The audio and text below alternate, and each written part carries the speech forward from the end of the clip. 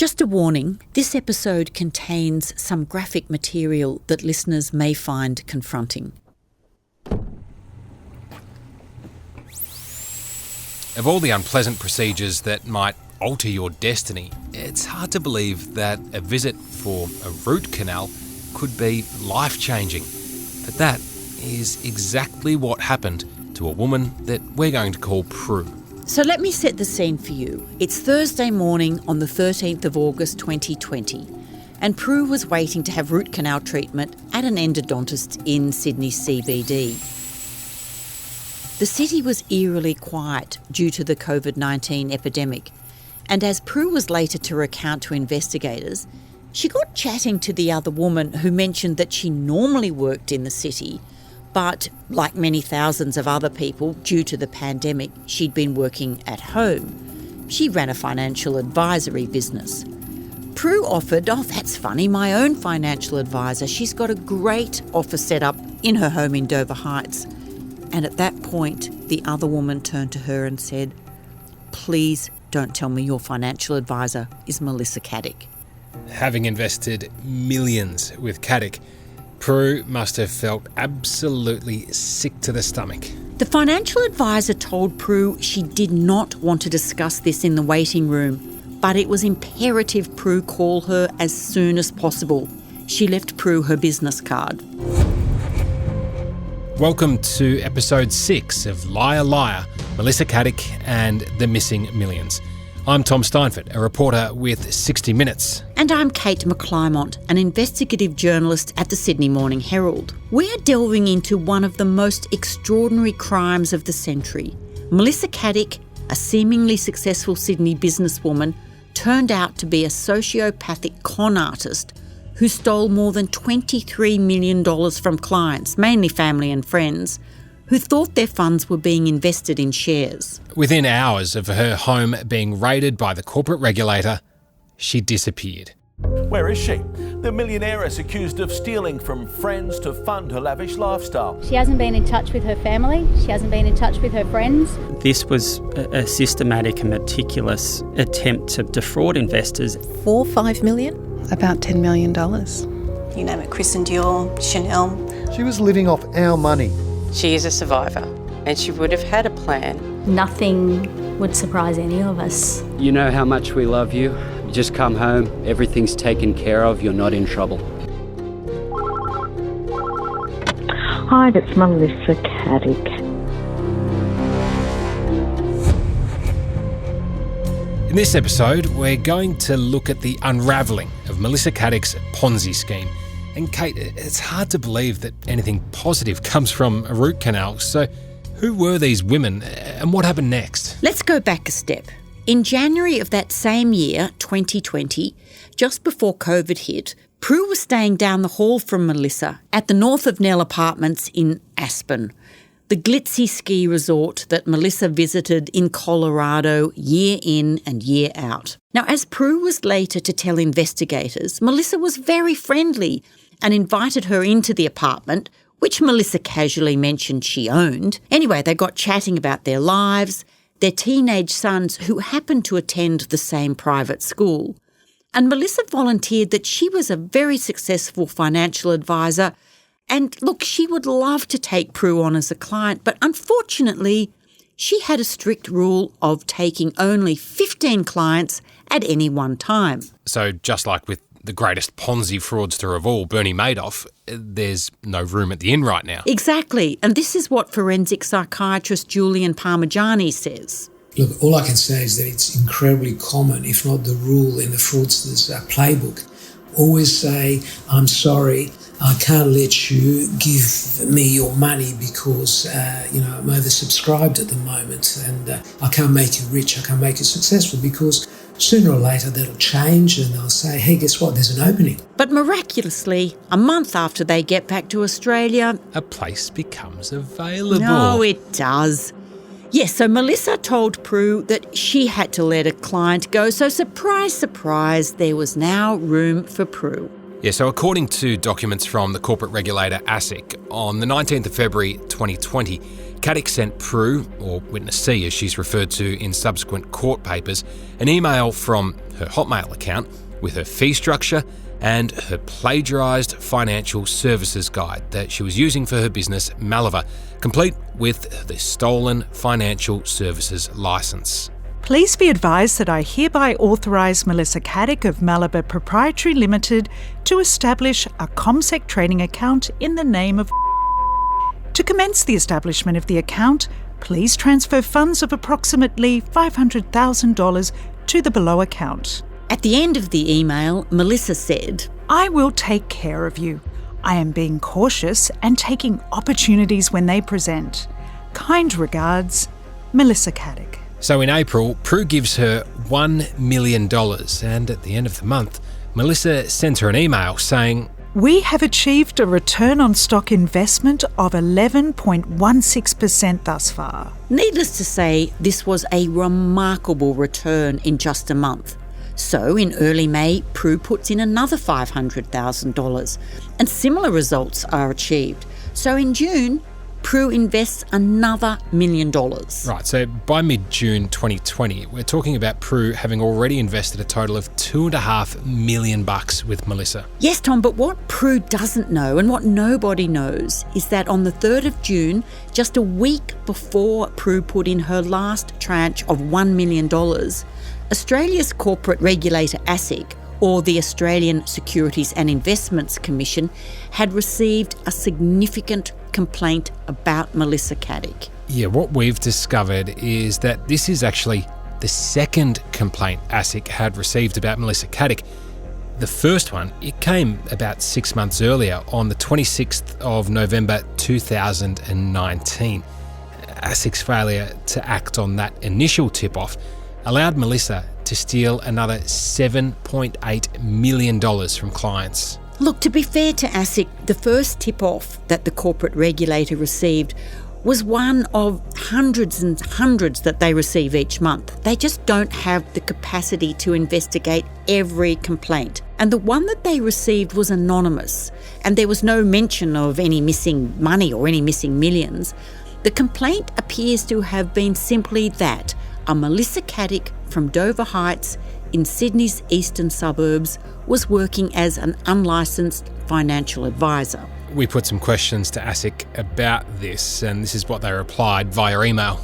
ASIC received a report from an anonymous source in November 2019. It was an online report, not a call. That report did not allege there had been any financial loss. As the report was anonymous and with minimal detail, ASIC did not take any further action, but as always, logged the report in our system. ASIC receives over 10,000 reports of misconduct every year.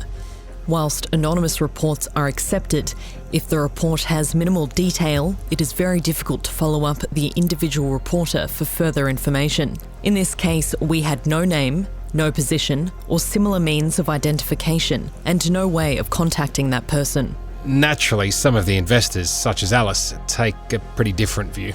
They didn't act efficiently and quickly, and that's quickly on information they received. So I think they've actually let the investors down, and I think the investors should be making a lot of noise about ASIC's involvement, because ASIC should be accountable. Because of the timing of the first complaint, the anonymous tip-off may have come from a prospective investor, an outsider, not one of Melissa's pals or family. The view that it was an outsider who dobbed her in is shared by Bruce Gleeson, the liquidator, who has been chasing the money on behalf of her victims.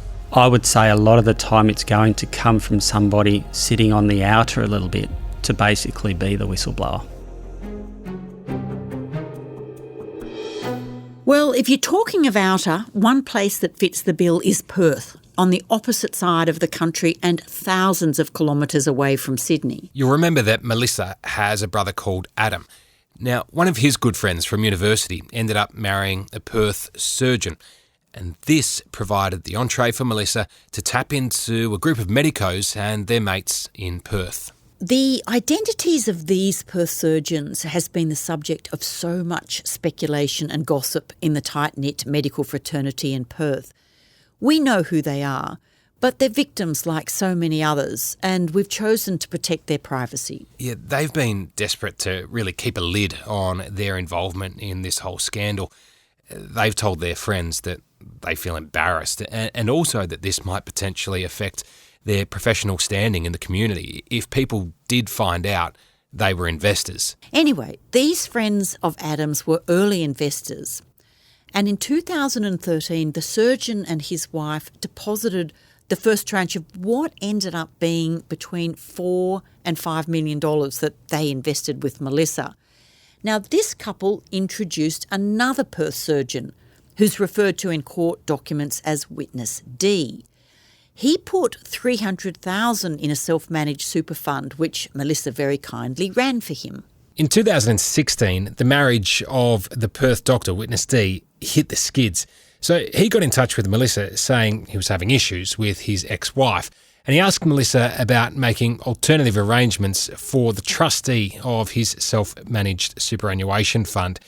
Without any consultation at all, Melissa decided she was going to liquidate his investment and return his money straight away. Oh, and his fake profits, Tom. Of course, if you've promised there are big profits, you've got to pay up. And that's what makes this situation so uncanny, because how rare is it that a fraudster like Melissa would willingly give back the riches that they'd worked so hard to con from the investors? Look, exactly. And my reading of this is that Melissa would never voluntarily return the money without being asked to. But Tom, I reckon she was nervous, and I think she thought, you know what, they're a wealthy couple, there'll be assets to fight over, and if the breakup is as bad as the doctor has told me, maybe his ex-wife will hire a forensic accountant. And if someone's going over her numbers with a fine-tooth comb, maybe they'll find out about the scam.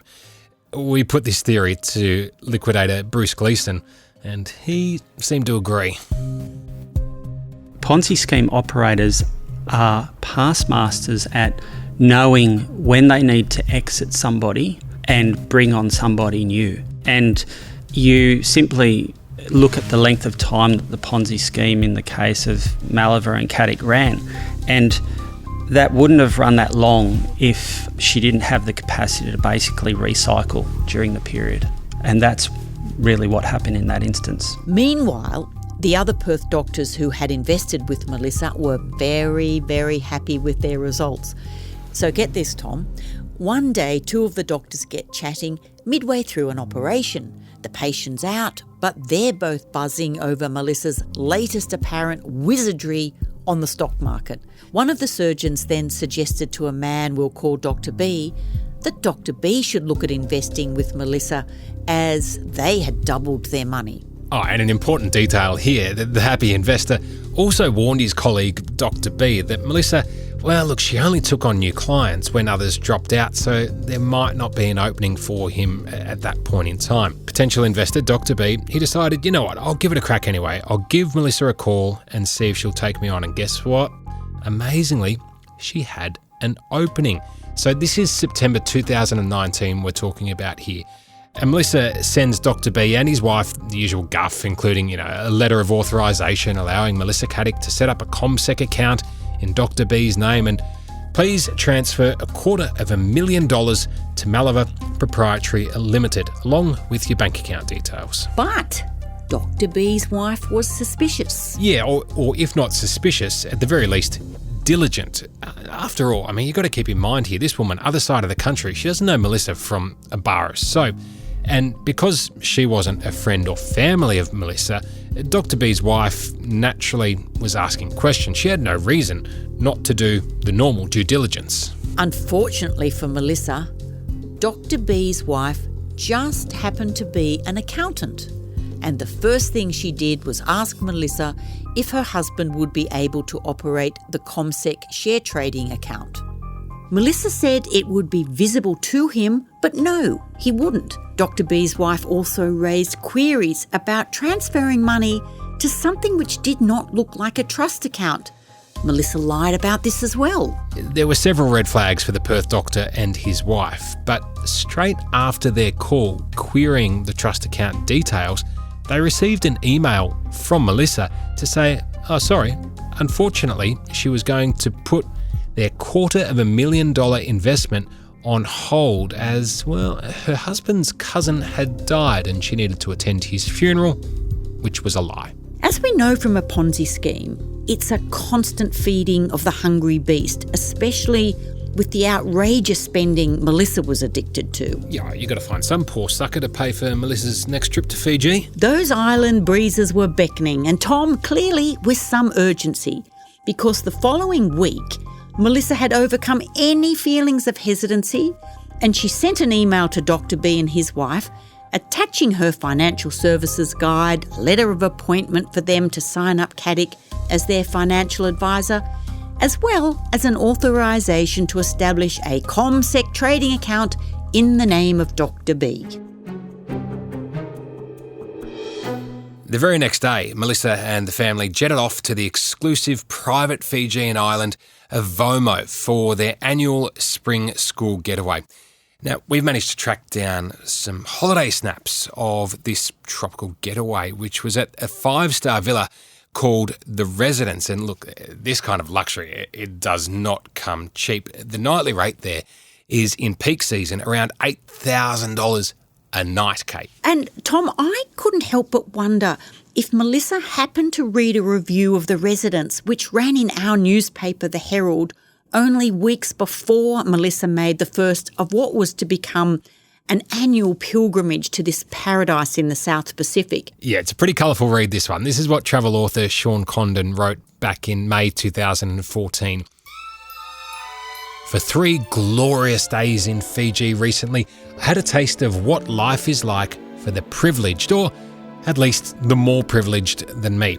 It was a life of private departure lounges, private travel, private dining by private beaches, next to private pools in private villas. I will publicly admit that I liked it very much, and now I want to live like that all the time. Now, he also wrote that upon leaving the beach, I desperately want the other guests to see me entering the grounds of the nearby private residence. I want them to see me and to envy me. And I want that because in every moment of my normal life back in the world, I am that other person, slyly, enviously observing the wealthy and privileged, thinking to myself, why them? Why not me? So now it's me. And I can reliably report that it is far better to be me living this life than the other me living the other one. I just can't help but feeling that sums up Melissa to a T. You know, that feeling of privilege and being part of a world of excess from which most normal people are excluded. And this is exactly what forensic psychiatrist Julian Parmigiani said fraudsters like Melissa found so addictive. There is a degree of addiction to excessive spending and luxury spending. The problem, you get an enormous boost to your ego, and you get treated literally like royalty when you go to these days, a 6-star hotel. You get flown first class. You really treat like you're special. For the 10 days Melissa was having her ego pampered in Fiji, let's not forget for the 5th year in a row here, our amateur sleuth from Perth was pretty busy. Dr. B's wife did a Google search on Melissa and, importantly, also checked her Australian Financial Services licence number. Dr. B's wife then contacted the owner of the Financial Services licence and, well, who did it turn out to be?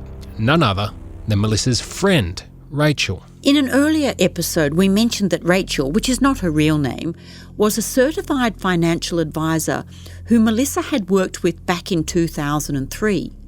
In 2013, when Melissa set up her own financial services company... Or at least pretended to. Pretended to. Melissa had asked Rachel if she could use her AFS licence, and Rachel gave her an unequivocal answer. It was a resounding no.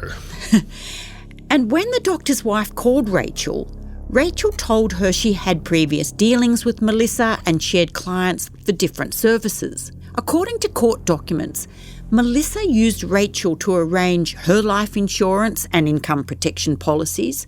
Melissa also referred her second husband, Anthony Coletti, her brother Adam, and 6 of her clients to Rachel for their insurance needs. Now, Dr. B's wife didn't stop there. She also rang CommSec, who told her it was highly irregular for a third person to have control of a share trading account and that only the account holder could trade. Remember, Melissa had told her while the account would be in her husband's name, he would not be able to trade from the account himself. That was only Melissa who'd be doing that. On the 7th of October 2019, the day after Melissa got back from Fiji, she received news of untold millions which were about to flow her way, and they weren't coming from Perth. Yeah, we'll get to that extraordinary turn of events in a minute, but as a result of that, Melissa sent Dr. B and his wife a pretty curt email saying that because their funds hadn't arrived in her account, she was putting them on ice as potential clients. Now, it was only a couple of weeks after this that ASIC received that first anonymous tip-off about Melissa. Did it come from the Perth doctor's wife, the accountant, or was it Melissa's friend Rachel, whose licence she was using illegally? Or Tom? Was it someone else? The anonymous complaint, which was made via an online report, was lodged with ASIC on the 26th of November 2019. Now, this anonymous complainant said that Melissa Caddick was operating an unlicensed financial services business. See, I find something a bit puzzling here, Kate. Supposing it was Melissa's friend Rachel who made that initial complaint to the corporate watchdog all those months earlier, surely after receiving the call from Dr. B's wife, Rachel would have actually just rung Melissa directly and said, hey, what the hell are you doing using my AFS licence after I told you categorically no? You know, this is weird because at this stage, Melissa had been illegally using Rachel's licence for 6 years. So, in some ways, it was a miracle that she'd gotten away with it for so long. But I guess we can't forget that Melissa is a seasoned liar. She could easily have made up something to cover her tracks. Tom, I don't think Rachel ever rang Melissa to confront her about using her licence. I think that, if it was Rachel who made the anonymous complaint, Rachel was counting on ASIC dealing with the problem. I mean, Rachel was in a bit of a pickle, and you can understand perhaps why she mightn't have wanted to confront Melissa. This was, of course, her friend and her client. Melissa was sending business Rachel's way. And so, yeah, on the one hand, she wants Melissa stopped, but rather than confronting Melissa herself, it was easier all round if she got the authorities to do the dirty work here. Look, exactly. And bear with me for a moment because I want to show you why I think it happened this way. Now, I've obtained 2 of the Malabar Financial Services Guide Melissa sent to her clients. So, Tom, this one that we're looking at, this is from July 2017. And you can see she just gives Rachel's AFSL number. But look at this one she updated in January 2020. On this new version, she not only has Rachel's licence number, but she has now added the name of Rachel's advisory firm as well. Yeah, I see what you're saying here, and it'd be pretty audacious of Melissa to add more details about Rachel's licence only weeks after Rachel had informed her that she'd been caught out. Which does make me think that Rachel did not confront her. Or the other possibility is that Melissa was doubling down, maybe almost taunting Rachel.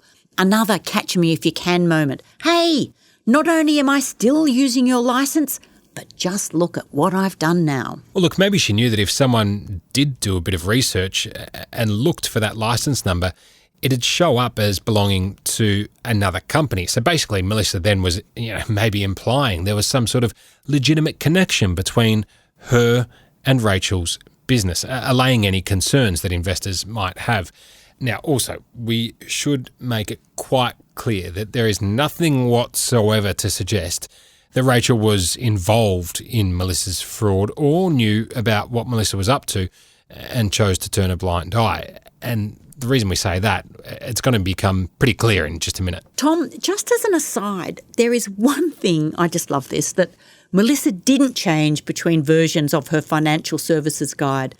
And after all these years of sending out her fake guide, she never seemed to notice a major typo in the heading on the top of page 10. Yeah, you're right. This mystery of the missing S persists for years in the guide. It still reads, your advisors experience and qualifications instead of advisor. That slip-up might seem humorous in hindsight, but some of those mistakes now cause such anguish for victims. It's more of those sliding door moments, a near miss when Melissa went perilously close to being unmasked. Yet two different investors are still kicking themselves for letting one of Melissa's slip-ups go unchecked in their monthly portfolio, which was supposedly from CommSec. One of Melissa's share picks was listed as Pilbara Mining. But that was a mistake. The company's name is actually Pilbara Minerals, not Pilbara Mining. At the time, those investors thought it was, a bit odd that CommSec would have made such a typo. But now they are agonising about not following their gut instincts. They know a legitimate CommSec account would never have made such a basic mistake. All right, well, let's go back to late 2019. This is when things seem to be going seriously wrong for Melissa. We've got her failure to snare Dr. B and his Miss Marple wife, and whatever riches Melissa was hoping to plunder from them.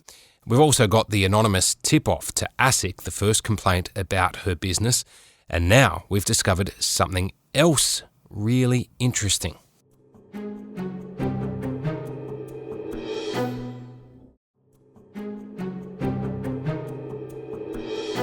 Yeah, so as her hopes are fading about ripping off the Perth couple, Melissa Caddick did something absolutely extraordinary to find a new El Dorado of fabulous riches. We have discovered that she approached a lender of last resort seeking a $5 million loan. $5 million. Cha-ching. And look, another whopping amount of money in its own right. $25,000 just for the loan application fee. That's what she had to pay to this company called Titan Capital Holdings. So she gets the loan approved on the 7th of October 2019. And this is the day after she came back from Fiji. She wasted no time in emailing the pesky Perth couple who'd been rude enough to ask just a few pertinent questions. And she told them, as funds have not been transferred to set up an account, please put this on hold. Yep, see you later. And that was actually the last time they ever heard from Melissa. What's obvious here is she didn't need them anymore. She was about to get plenty of money from somewhere else. According to its website, Titan Capital Holdings delivers hassle-free loan solutions for those who have been knocked back by the major banks or other traditional lenders. These kind of lenders also charge very, very high interest rates. Tom, they are effectively legal loan sharks. Yeah, which perhaps indicates just how desperate Melissa Caddick was getting at this point in time. Now, we don't know whether she ever approached her bank, NAB, but you can't imagine they'd be lending her that kind of money. She already had a $4 million mortgage on the Dover Heights property, and it'd be ludicrous for them to loan her another $5 million on top of that. I mean, that is, at that point in time, more than the entire house would have been worth. And just how Melissa thought she was going to repay this loan, I just don't know. Or maybe she never had any intention of repaying it.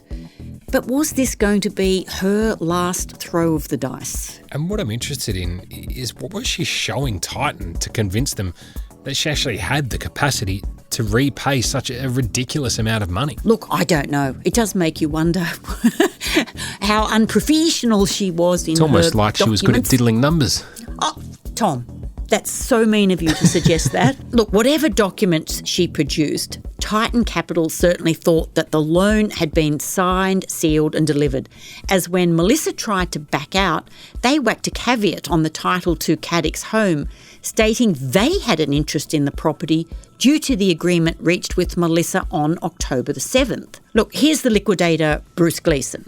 Certainly we have looked at that caveat, and we've looked at some of the documentation available around it. As to what she was going to do with the money, that obviously is not able to be answered at the moment. But she did approach them looking to borrow. Absolutely, yeah.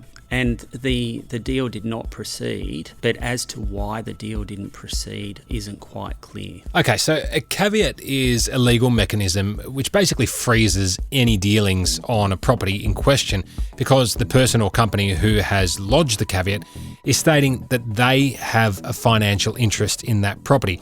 Basically, you can't sell a property which has a caveat on it. But this move by Titan Capital and its lawyers must have sent Melissa into a spin because it reads in part, the caveator, which is Titan, has a good and valid claim to the estate or interest claimed as specified in this caveat. This is her house that they're talking about. Not that Titan's shot across the bow slowed Melissa's pursuit of the good life. The very same day that caveat was lodged, we're talking October 31, 2019, Melissa jetted off to Korea, telling friends and family the trip was courtesy of Christian Dior because of the whopping amount of money she'd been spending with them. Look, at first I thought that sounded a bit ridiculous, but a former editor of Vogue described to me what the luxury fashion houses do to keep their big spenders happy. And if you regularly dropped a serious bundle of cash, at somewhere like Dior, you might be rewarded by an ultra-exclusive getaway or to sit in the front row at a fashion show in Tokyo or Milan or Paris. It's kind of what casinos do with high rollers, Exactly. The whales that they call them that go in there and spend big and they put them on private jets wherever they want to go around the world. This is what British Society magazine Tatler reported. This kind of personal attention, along with curated trips to see the runway shows and enjoy behind-the-scenes visits with the designers, are just some of the ways in which luxury brands make their most loyal customers feel special. I know, which is funny because, I was told about Dior sending a limousine to Dover Heights to collect Melissa for a special jewellery show. And there was a young man in his 20s, and it was his job to hand Melissa a glass of bubbly as she settled into the limousine. But Tom, you'll love this. He got flustered and he got in with her. When they arrived at Dior, she overheard him being reprimanded on arrival. So she stepped up and pretended he was her date. And she swirled round the Dior showroom with the young man on her arm. And, lucky for him, she brought up a storm. Mission accomplished. Now, on her return from the Dior trip, she fired up her Brisbane lawyer, Jennifer Williamson, to commence a legal battle against Titan. Look, adding to the intrigue of this $5 million loan is the colourful background of Titan Capital's sole director and shareholder, Fray Lucy Liu. Now, in July 2017, Lucy Liu was expelled from the Mortgage and Finance Association of Australia. That's the peak body for mortgage brokers. According to the association's website, Liu engaged in an act of a fraudulent nature by issuing a false pre-approval letter to a consumer prior to a loan application being submitted. She was also pinged for refusing to cooperate with the association's investigating officer and its tribunal. Lucy Liu told me that her expulsion was all a bit of a storm in a teacup and that she had merely submitted an application incorrectly, and her failure to cooperate was because she was experiencing some tough personal times. And we should note, she's never been charged with any offence. She also declined to comment when I asked about her dealings with Melissa Caddick and why Melissa was wanting to borrow so much money. Lucy Liu fobbed me off to her solicitor's summer lawyers. They were the ones who had placed the caveat on Melissa's Dover Heights home on the instructions of Titan Capital. Summer Lawyers' website says they are mortgage loan and recovery specialists. And get this, they can settle loans in as little as 3 hours. Oh, look, I had very interesting dealings with Summer Lawyers. I sent them an email just inquiring about the caveat they lodged on Melissa's home, and this is the reply I received. Dear Kate, we refer to your email below. We will not be discussing our clients' matters with you. Please desist from contacting us any further. Please desist from contacting us. Kate, you've upset the apple cart. Oh, Tom, if you think that's heavy-handed, I just want to take you to some of the firm's responses when they get negative criticisms. We act upon instructions from lenders. If this was your worst experience ever, it is self-inflicted, not as a result of us following our client's instructions, which at all times was professional. And look, this one's a good one too. If it is that you have found our services intimidating, rude and uncooperative, which we doubt is accurate, it would be because we were following our client's instructions and doing our job. All right, so the question we've got to get to here, this $5 million loan, why did Melissa think she needed it? And what was she planning on doing with it? I don't know, because you'd think, having spent $25,000 to get it, why did she suddenly change her mind and not go ahead? And look, interestingly, the anonymous complaint to ASIC, it came shortly after her falling out with Titan Capital. Look, maybe someone found something suspicious in Melissa's paperwork. And by the way, it took 6 months, but Melissa did finally get the caveat removed from the title to her house in April the following year.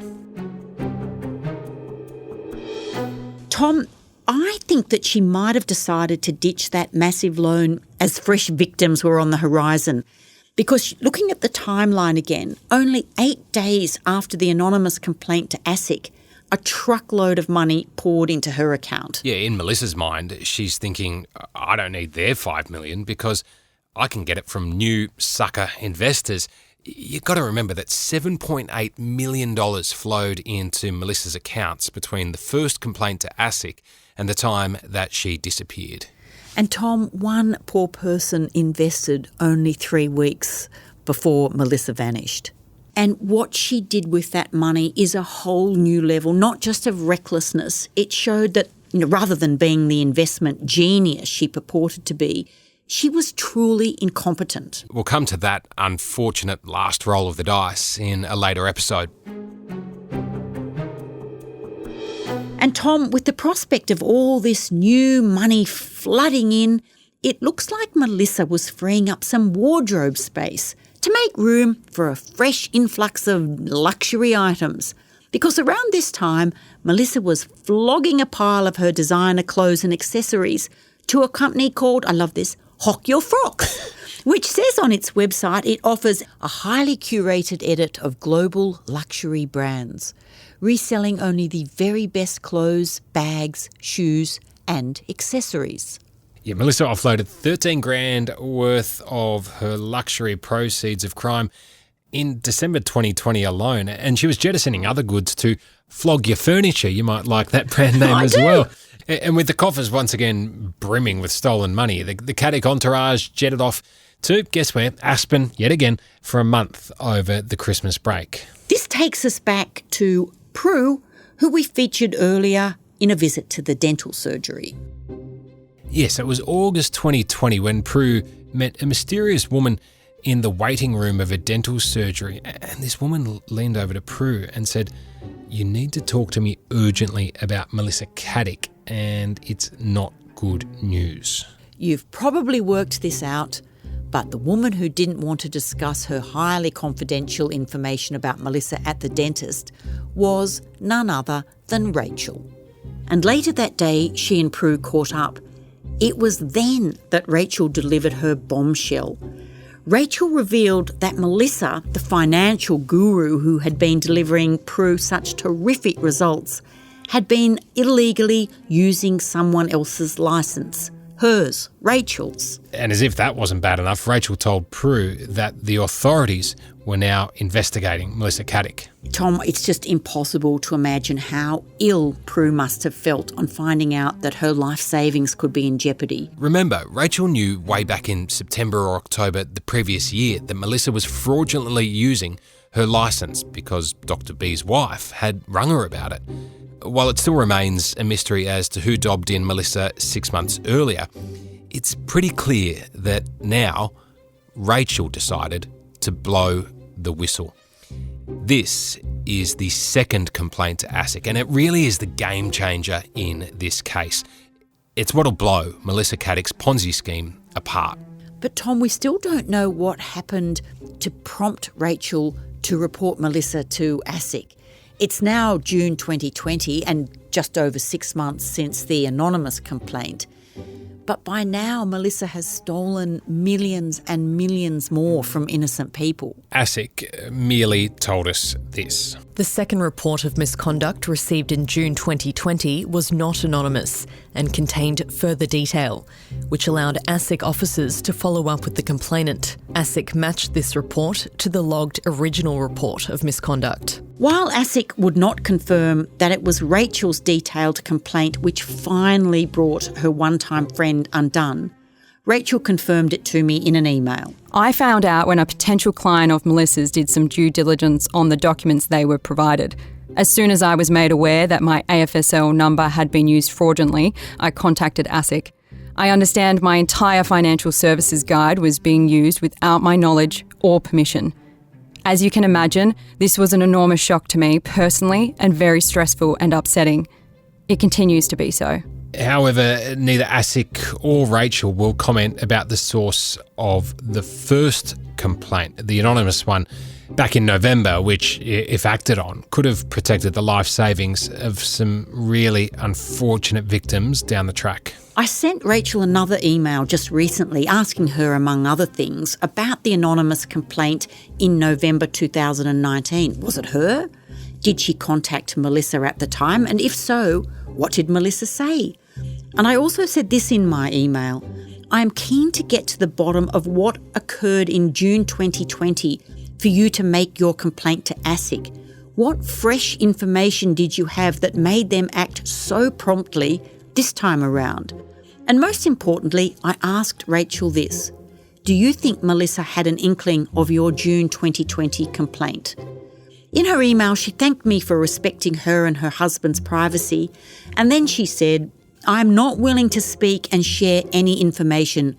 I feel there will be a time, but not yet. Okay, so what we do know for certain is that after the chance meeting at the dentist on August 13, 2020, Rachel made the stunning revelation to Prue that Melissa had been fraudulently using her AFS licence and that ASIC was on the case. Keep in mind, Rachel had made that all-important second complaint to ASIC 2 months before she encountered Prue. And Prue did not waste a second.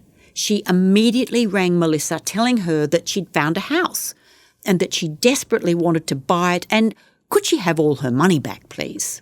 Now, according to ASIC's court filings, Melissa did her very best to keep hold of the millions that she'd taken from Prue. At the crack of dawn the following day, she sent Prue a pretty calculating email. Hi, Prue. I know you love property. Just something to think about. Cost to purchase $2.2 million, plus stamp duty $106,000, plus renos, say $100,000, total, let's say $2.4 million. 25% return, that's $600,000. We were on track to do that. Just putting it out there. I'm just thinking if that is your strategy of making money, we were doing it and can continue to do so. Of course, with all investment, there is risk. Let's chat a bit later today. At this stage, Prue knew nothing about Melissa's fraud. All she knew was that she didn't want to have her $2.5 million invested with someone who didn't have a licence and was slyly using someone else's. Within hours, Melissa had given up on convincing Prue to keep her money with her. No, this shouldn't shock me, but it kind of does. Ever the consummate con artist, Melissa Caddick was already on the prowl for fresh victims. And who better, well, I guess, than Prue's own family and friends. Get a load of this email she sent Prue at 11:45 that morning. Hi, Prue. As I mentioned, I would be happy to speak with your brother.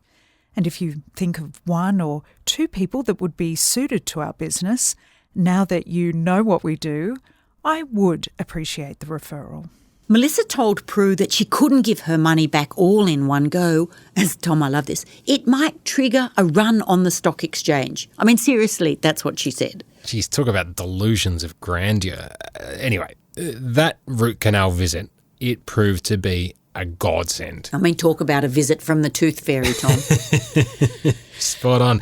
But look, let's see. It took a fortnight, but by the end of August, Prue had her $2.5 million back. Look, one thing interesting to note here, Tom, when you follow the money, about $450,000 of that amount that Prue got back, it actually came from an offshore account because Melissa retrieved it using an international money transfer. Hang on. You're telling me Melissa had money stashed in offshore accounts? Yep, she sure did. We'll file that one in the memory bank. Anyway, Prue's good fortune didn't stop there. Melissa also had to give her the fake $300,000 that Melissa had claimed she'd earned through astute investing on Prue's behalf. So, Tom, this is a crucial feature of the viability of a Ponzi scheme. If someone comes asking for their money back, you have to give it back, because if you don't, you'll be found out and the house of cards will come tumbling down. So Melissa has paid Prue out. Meanwhile, the ASIC investigation was going full steam ahead. After ASIC spoke to a select number of witnesses, including some who had invested funds with Caddick, new concerning information came to light. ASIC learned that Caddick was claiming to investors that she opened CommSec share trading accounts in their names and invested their funds via these accounts in shares, when in fact the investor funds were commingled in bank accounts held by Caddick and Maliver, rather than being transferred to the trading accounts in the name of the investors. On September 14, just 2 weeks after she got all her money back from Melissa, Prue was contacted by investigators from ASIC. She recounted how she'd met Melissa in Aspen. Then Melissa told her she only ever had 15 clients at any given time, as well as her chance meeting with Rachel at the dentist. Now, at this stage, ASIC had to walk a very careful line. Unbeknownst to Caddick, ASIC investigators had access to her bank accounts, so they were able to identify people who had invested money with her. But they couldn't start contacting these other investors because it was essential that Melissa not be tipped off until ASIC had everything they needed before they pounced. Yeah, this is what you and I have debated so much, Kate. Did Melissa have an inkling of the impending storm that was heading her way? I mean, it's interesting to look back. Earlier that year, she erased herself from Facebook and Instagram. Both of the accounts disappeared. And Nicole, who worked for Melissa, told us that in September, Melissa was very busy inquiring about good shredding companies. And certainly during that month, Melissa did a lot of shredding. And Tom, look, this is really interesting. According to Bruce Gleason, the liquidator, apart from all her investors who are owed millions, 2 companies have come forward saying Melissa owes them money. One is her accountant and the other is a company called Shredx. Welcome to Shredx, the secure destruction experts. And Tom, a neighbour has told us about a most unusual bin night only weeks before Melissa disappeared. Her garbage bin was full of shoe boxes. The neighbour embarrassingly had a peek and was stunned to see that inside the boxes were brand new shoes, Valentino's, Christian Dior and the like. Sounds like they swiped some. I couldn't possibly say. Once Prue got her money back, she stopped taking Melissa's calls, so you'd have to think that might have tipped Melissa off that something wasn't quite right. And look, I must say, I do take most things that her husband Anthony Coletti says with a grain of salt.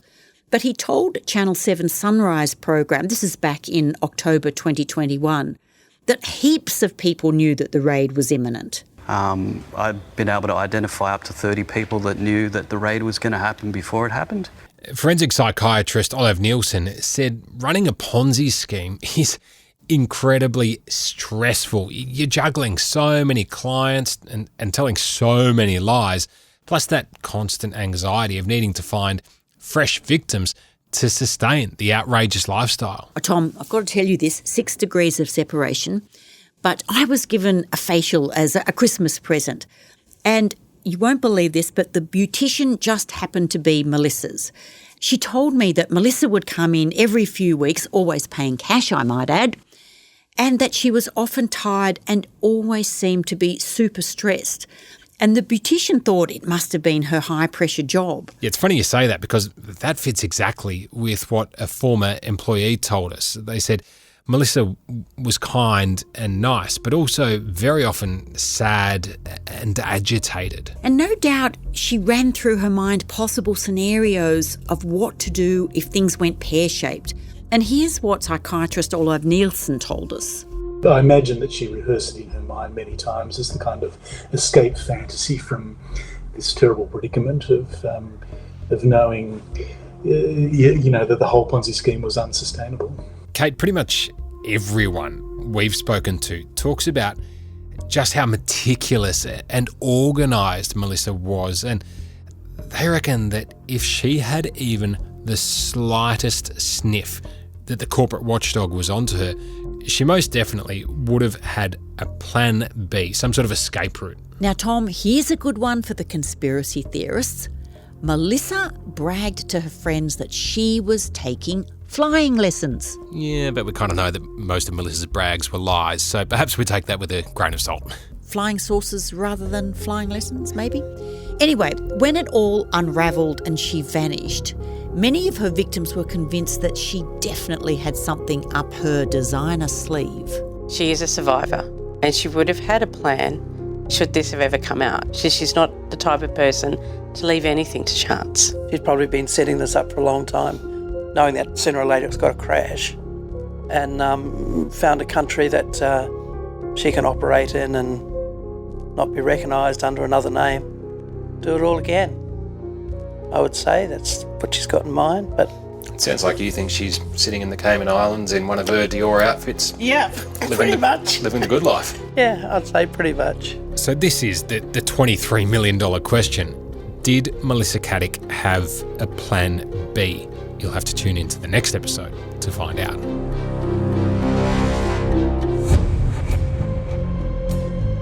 If you have found any of the content of today's episode troubling, please contact Lifeline on 13 11 14.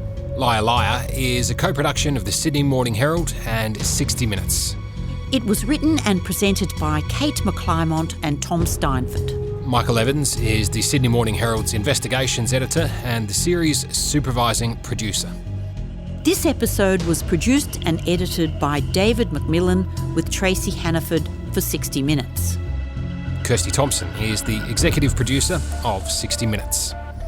For more of Australia's best investigative journalism, subscribe to the Sydney Morning Herald by visiting smh.com.au and watch 60 Minutes on 9 or 9 Now every Sunday. If you know more about Melissa Caddick's disappearance, please contact the team by emailing liarliarpodcast@smh.com.au. Some names and voices have been changed in this series to protect the identity of victims.